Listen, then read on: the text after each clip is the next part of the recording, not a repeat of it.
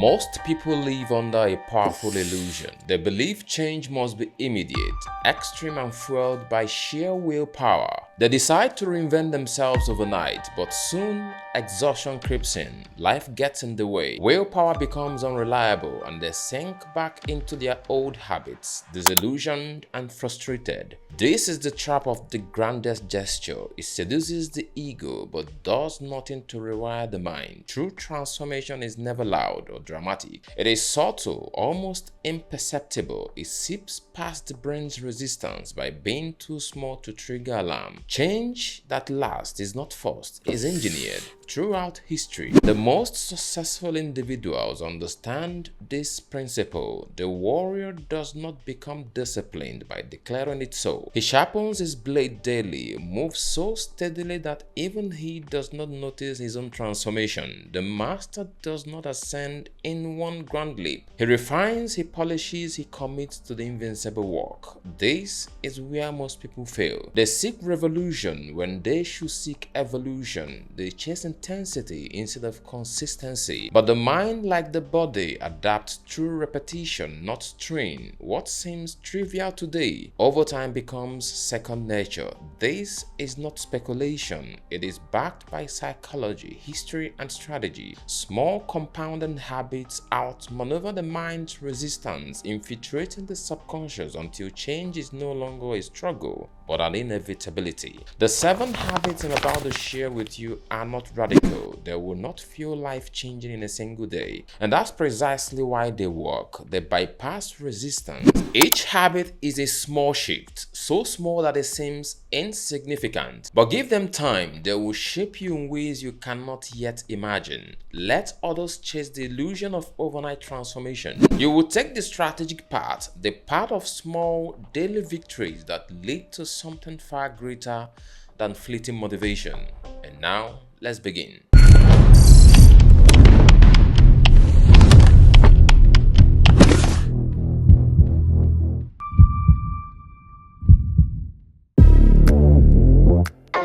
Habit number 1 is to track your feelings. Your feelings dictate your results more than your abilities ever will. Think about it. How many times have you delayed an important task because of an unexplainable resistance? How often have you misread an email tone and let frustration drive your response? How many key decisions in your career were made in a moment of stress, fatigue, or self-doubt? Most people believe that they are rational decision makers, but that's not true. Because research shows that emotions shape up to 95% of your daily choices, often without you realizing them. The top performers in any field are not just those who suppress their emotion, but those who understand them, track them, and use them as data. Most people wake up already on autopilot. They check their phones, react to messages, feel the wave of stress before even getting out of bed, and then wonder why their day feels chaotic. At work, they fluctuate between confidence and imposter syndrome. Their motivation spikes in the morning and crashes after lunch. They feel tired but can't pinpoint why. Without realizing it, they are ruled by patterns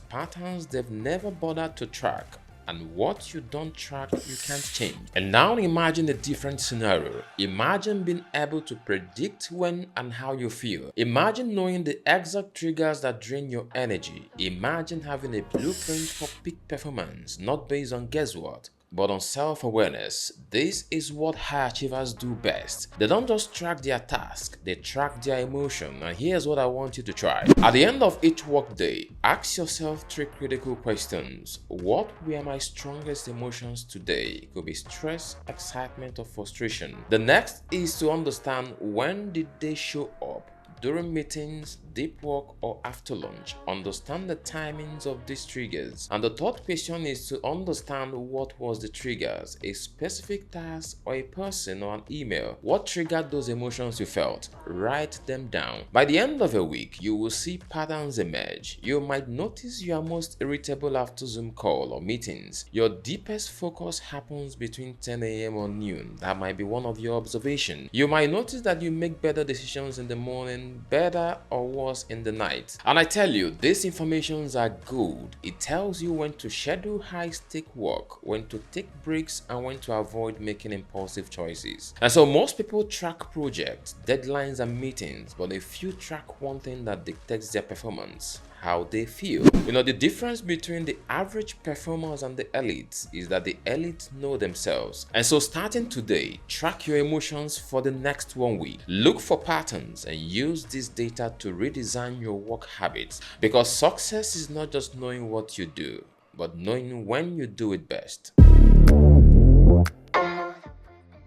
And habit number 2 is to notice good things about yourself. And that means reprogramming your mind for confidence and long-term success. Most people believe that confidence comes only from achievements, promotions, or recognition from others. But confidence is built daily, internally, not externally, as it were. Think about this. Have you ever brushed off a compliment because it didn't fit your own self-image? Have you ever felt imposter syndrome despite clear evidence of your competence? Do you spend more time criticizing yourself than acknowledging your strength? Most people have trained their mind to focus on their shortcomings. They analyze what went wrong, replay past mistakes, and set impossible high expectations without ever stopping to acknowledge what they have done right. Your brain believes what you tell it the most, and if you never reinforce your wins, your confidence will never or always be fragile. Your brain is not built for truth, it is built for patterns. Whatever thought you repeat the most, your mind takes as your reality. Most people unknowingly program themselves for self-doubt, replaying failures but dismissing victories, highlighting weaknesses but ignoring their strength, believing they are not good enough, because that's the story they've been told for years and they've believed it. And what happens is you hesitate, you second guess your ideas, and you settle for less than you deserve. Confidence isn't something you get, it's something you build daily. And here is a practice to build self-confidence in your life or self today. Every morning, write down one thing you did well the previous day. It could be as small as you handled a tough conversation very well, or made progress on a difficult task, or stayed focused despite the numerous distractions. The rules are simple. It must be real, and every day you find something new. And if it mattered, it counts. By doing this, you are training your brain to see yourself as capable, competent, and improving daily. And over time, that belief will reshape your entire career and life. This is transformational. You don't lack skills, you lack the belief in your own skill. Confidence is not a personal trait, it's a habit. And if you don't recognize your own value, no one else will.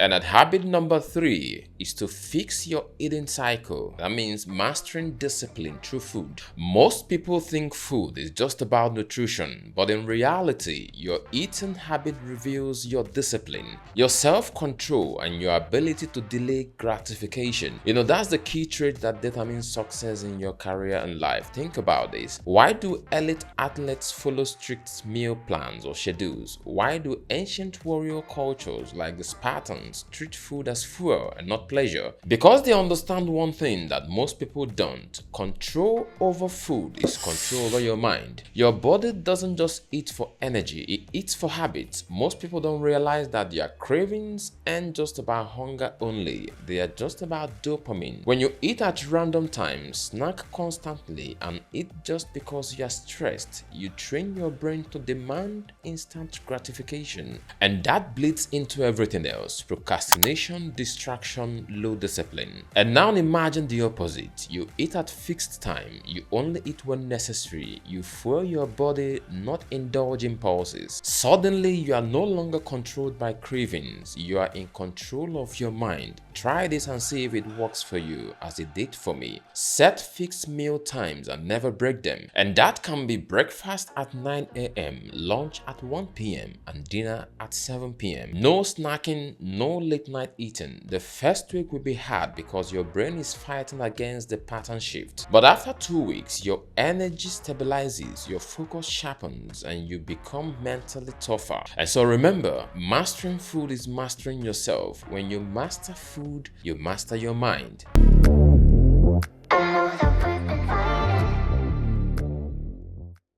And then habit number 4 is to unplug your device, reclaiming your mind. Most people think scrolling at night is harmless. Every notification, every screen flash, every late night scroll steals something from you, and that's your focus, your deep thinking, and your ability to rest. Your phone is not just a tool, it's a slot machine. Every time you check it, your brain gets a hit of dopamine. And the problem is that dopamine is a craving chemical, not a satisfying one. You check one mail and then to the other. Before you know it, you're on to the 5th one. You watch one movie, then you're 20 minutes gone into another thing. You plan to sleep, but your mind is always racing. Most people suffer from cognitive exhaustion, not because they work too hard, but because they never truly unplug. Try this simple rule. Turn off all screens 30 to 60 minutes before bed. No emails, no social media, no endless scrolling. Instead, replace it with a real wind down rituals. Read a book, physical, not digital. Reflect on your day, like journal or meditate, and plan for tomorrow, like set intentions and not just tasks. The result is a sharper thinking and deeper rest. Your mind stops racing. You wake up clearer, more focused. You gain control over your attention. Don't lose yourself to your screens. The professionals who rise above, they know when to unplug.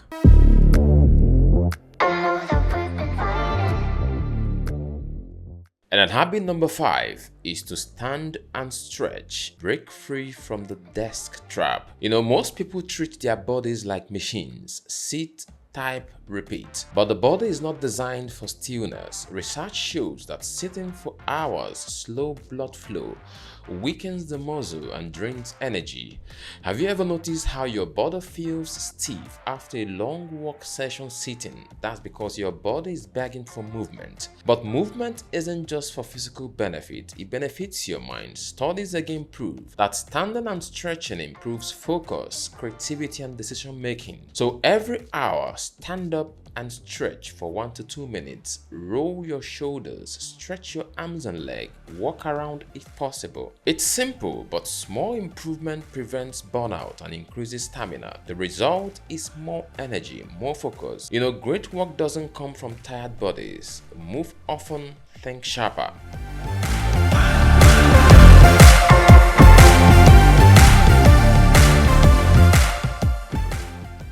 And habit number 6 is to move your body. Most people think they don't have time for exercise, but movement isn't just for fitness, it's for mental power. Studies show that exercise increases memory, sharpens focus, and reduces stress. When you move, your brain gets more oxygen, making you think clearer and work smarter. Yet, most professionals sit down all day, feel sluggish, and wonder why they lack motivation. You don't need a gym, you need a habit. Take a brisk walk after lunch. Do 10 squats after meetings. Stretch when thinking through a problem. Every 5 minutes of movement resets your energy, and the result is more stamina, more confidence, and more power. Your body powers your mind, so use it well.